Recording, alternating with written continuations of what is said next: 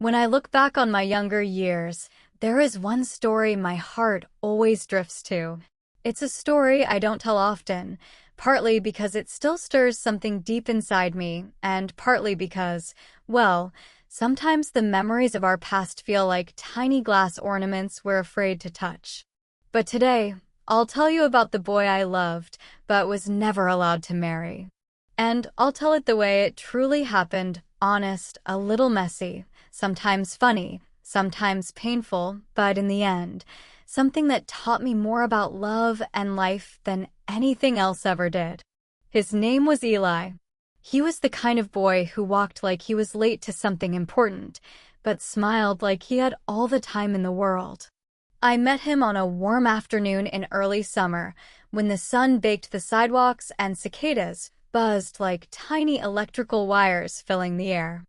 I had just finished a shift at the little general store where I worked.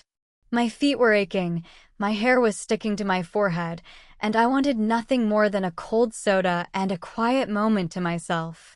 I remember stepping outside, breathing in the heavy summer air, when a baseball rolled straight across the road and bumped against my shoe. A second later, Eli came running after it. I thought he would snatch it up and rush off without even noticing me. But he stopped, looked up, and smiled.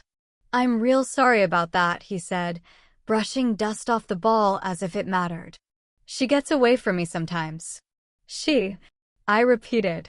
He nodded. "This ball is trouble. She's got a mind of her own."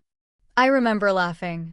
Not because the joke was especially funny, but because something about him felt light, like he carried his own little pocket of fresh air wherever he went. That was the first moment.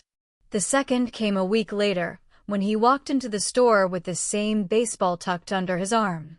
He claimed he was there to buy some rope, but walked out with a soda, a pack of gum, and no rope. He came back the next day for the rope. And the day after that, for no reason at all. Little by little, he started showing up every afternoon. Sometimes he brought me a soda he insisted I didn't have to pay him back for. Sometimes he just stood around pretending to read labels while sneaking glances at me. He wasn't subtle, but I didn't mind. One day, as I closed up the shop, he was waiting outside with his bike. Without hesitating, he offered me a ride home. The kind of ride where I sat sideways on the handlebars, holding onto him, laughing every time the wheels hit a bump in the road. It was reckless. It was uncomfortable. It was the happiest I had felt in a long time. We became inseparable after that. I suppose everyone around us saw it coming long before we did. The way we leaned in when we talked. The way we laughed at things no one else heard.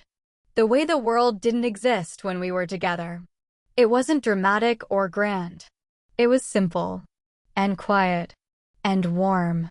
The kind of love that grows slowly but roots itself deeply.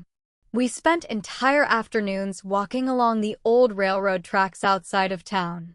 They hadn't been used in years, so they became our little private escape.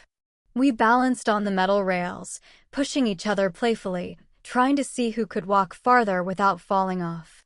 He always won. Mostly because he was coordinated, but partly because I always got distracted by watching him. He told me everything, his dreams, his fears, the things that made him laugh, the things that kept him up at night. And I told him everything too. He listened in a way that made me feel seen. Truly seen. Like he didn't just hear my words, but understood them. Sometimes better than I did. But love stories, real ones, aren't just soft edges and sunshine. They come with complications. With barriers. With choices. My family had strong ideas about the kind of life they wanted for me. They didn't want me getting distracted by someone they saw as still figuring himself out. They thought Eli lacked direction. They thought I deserved something more stable. Something more responsible. Something more predictable. But I didn't want predictable. I wanted the boy who showed up for me every day without fail. Who made me laugh so hard I cried. Who looked at me like I was the only thing in the room worth paying attention to. When my family realized how close we'd become, they weren't subtle about their disapproval. They talked to me. They talked at me. They talked around me. They didn't forbid me from seeing him, not at first. But they made their opinions very clear. And I was young. Too young to fully understand how to push back. For a while, I tried balancing both worlds. I'd see Eli in secret places, our railroad tracks, the small clearing in the woods behind my house, the quiet bench near the lake. We talked about everything except the thing that hovered above us. The thing neither of us wanted to say out loud. We hoped, naively, that if we just held on to each other hard enough, the rest of the world would adjust. But the world doesn't adjust easily. Not for young love. Not for two people with dreams bigger than their circumstances. The moment everything fell apart came on a cool autumn evening. The air smelled like burning leaves, and the sun was dipping low when Eli told me he had gotten a job offer in another town. A good job. A job that could actually build a future for him. A future he wanted to share with me. I know it's a lot, he said, rubbing the back of his neck like he always did when he was nervous. But if you came with me, I swear I'd make it worth it. We could start something. Our own life. My heart leapt at the thought.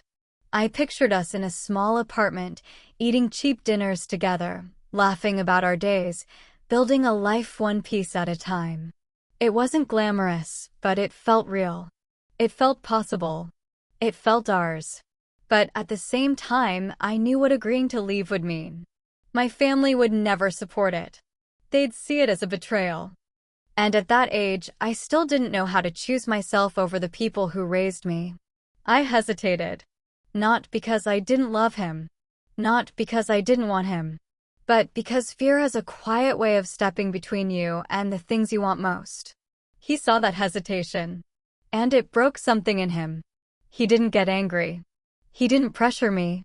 He just nodded slowly, letting the silence stretch between us. I wanted to say something, anything, but the words stuck in my throat. "I'll wait," he finally said, his voice soft. "But I can't wait forever." And he didn't. A month later, he left. I didn't go with him. And that was the end of us. Not with a fight. Not with dramatic tears. But with a quiet goodbye that lingered long after the moment had passed. For weeks afterward, I walked the railroad tracks alone. I kept expecting him to appear, smiling, pretending he had just found his runaway baseball again. But he never did. And life went on. I worked. I grew. I stumbled. I found new dreams, new paths, new challenges. But I never forgot him. Not really. There are loves that fade, and there are loves that settle into you and become part of the architecture of who you are. He was the second kind. Years later, and isn't this always how life works, I ran into someone who knew him. They told me he was doing well, that he had built a good life, that he was happy, and I felt something I never expected. Relief. I had spent so many years wondering if he resented me, if I had ruined his chance at real happiness. But hearing that he made it, that he became the man he always wanted to be, it filled me with a kind of peace I didn't realize I needed. As for me, I didn't marry him. I didn't marry anyone for a long time. Not because I was waiting for him, but because I needed time to grow into myself. To become someone who didn't hesitate when faced with a choice. Someone who knew her worth. Someone who could love without fear. Eventually, I did marry. Someone kind. Someone steady. Someone who showed up in a different way, but a good way. And I built a life I am grateful for every single day. But here's the thing I want you to know. Losing Eli wasn't the end of my story.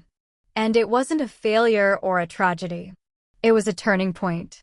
A lesson in loving deeply, choosing bravely, and forgiving myself for being human. And if you've ever lost someone you loved, whether by choice or by circumstance, I hope you hear this clearly. It doesn't mean the love was wasted. It doesn't mean the story was a mistake. Some people come into our lives not to stay forever, but to shape us, soften us, teach us, or wake us up. He taught me what it feels like to be loved without pretense, to laugh without holding back, to dream without apology. And those lessons stayed with me long after he walked away. That boy I loved but was never allowed to marry. He didn't become the ending to my story.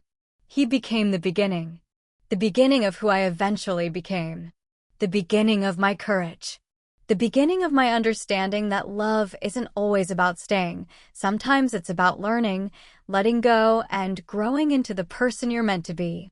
And if I could go back to that girl standing on those railroad tracks, watching the sunset after he left, I'd tell her something I didn't know then. You're going to be okay. You're going to love again. And one day, you're going to look back on this not with pain, but with gratitude. Because that's what life does.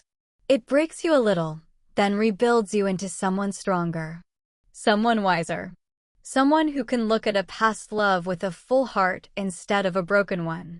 And that is the most hopeful ending of all.